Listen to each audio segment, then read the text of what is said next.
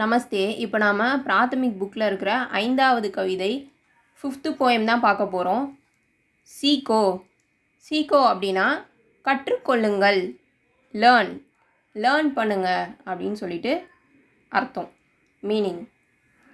ஃபூலோன் சே neath அன்சானா சீக்கோ, ஃபௌரோன் சே நித் गाना, तरु की जू की डालियों से नित सीखो सीसा झुकाना.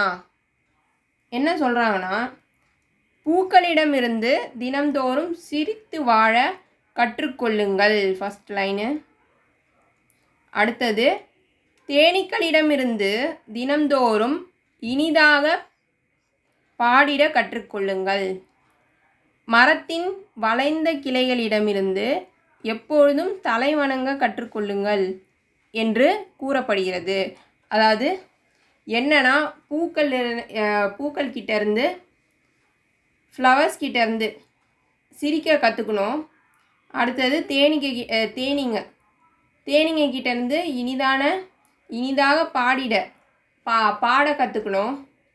மரத்துக்கிட்ட நம்ம தலை வணங்க கற்றுக்கணும்.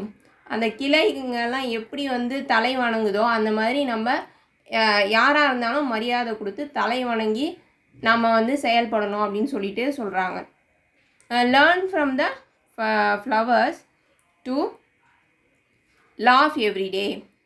சிரிக்கணும் அப்படின்னு சொல்கிறாங்க. அதாவது சிரிக்க கற்றுக்கணும் ஃப்ளவர்ஸ் கிட்டேருந்து. Learn to sing always from the honey bees. Honey bees கிட்டேருந்து பாட கற்றுக்கணும். Learn to be polite, humble and to bow down your head from the bent branches of the tree. அதாவது அந்த branches of the tree அதுக்கிட்ட இருந்து நம்ம தலை வணங்க கற்றுக்கணும் அப்படின்னு சொல்லிட்டு ஃபஸ்ட்டு பேரால் சொல்கிறாங்க. அடுத்தது, மச்லி சே சீக்கோ,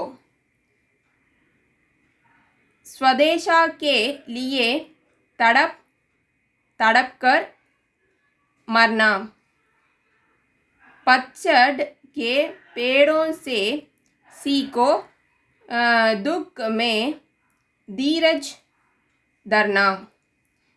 இந்த பேரால என்ன சொல்கிறாங்கன்னா, மீனிடமிருந்து கற்றுக்கொள்ளுங்கள், நாட்டுக்காக வேதனையில் சாக வேண்டும், துக்கத்தில் பொறுமையாக இருக்க இலையுதிர் கால மரங்களிடமிருந்து கற்றுக்கொள்ளுங்கள். என்னன்னா, மீன் எப்படி நம்மளுக்காக உயிரை தருதோ அந்த மாதிரி இந்த நாட்டுக்காக நம்ம உயிரை கொடுக்கணும். அதே மாதிரி துக்கத்தில் இருக்கும்போது நம்ம பொறுமையை கடைபிடிக்கணும். இலையுதிர் கால மரங்களை போல். இலையுதிர் காலத்தில் எப்படி அதாவது அந்த இலையெல்லாம் கீழே விழுந்து அந்த மரமே வெறும் அந்த காம்போடு தான் இருக்கும், அந்த இலைங்களே இருக்காது. அது இலை வர வரைக்கும் காத்திருக்கும்.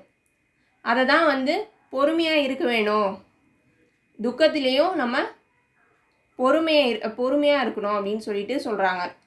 Learn from the fish to die in agony for your motherland. Learn from the atom trees to be patient in sorrow. அடுத்த பேரா, दीपक से सीखो जितना हो सके अंधेरा अरना, प्राप्ति से सीखो प्राणी की सच्ची सेवा करना. அதாவது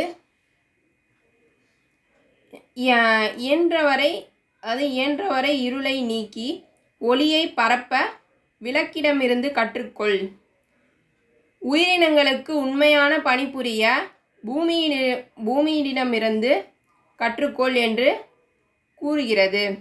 அதாவது என்னன்னா, அந்த சின்ன ஒரு விளக்கு அந்த ஒளி அந்த விளக்கிடமிருந்து நம்ம வந்து கற்றுக்கணும். இருளை எப்படி வந்து நீக்க வேண்டும் அப்படின்னு.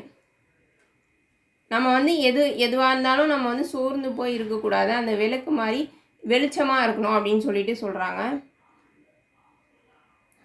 உயிரினங்களுக்கு அதை பணிபுரிய, அதாவது உயிரினங்களுக்கு எப்படி வந்து பூமி அதோட நேச்சர் அந்த இயற்கையை கொடுத்து அது உதவுதோ அந்த மாதிரி நம்ம எல்லாருக்கும் உண்மையான பணியை வந்து செஞ்சால் எல்லாருமே நல்லா இருக்கலாம் அப்படின்னு சொல்லிட்டு சொல்கிறாங்க. Learn from the lamp to remove darkness and spread light. Learn to render true service to living things in the earth. அதுதான் அதே மீனிங் தான். அதான் லேம்ப்பு, அதாவது அந்த லைட்டு மூலமாக நம்ம வந்து அந்த டார்க்னஸை லைட்டாக மாற்றுறோம், பிரகாசமாக மாற்றுறோம். அதே மாதிரியே இந்த பூமியை போல் நம்மளும் எல்லா ஒரு பணியிலையும் உண்மையாக இருக்கணும் அப்படின்னு சொல்லிட்டு சொல்கிறாங்க. இந்த வீடியோ பிடிச்சிருந்ததுன்னா லைக் பண்ணுங்கள், ஷேர் பண்ணுங்கள், சப்ஸ்கிரைப் பண்ணுங்கள். நமஸ்தே, தன்யவாத்.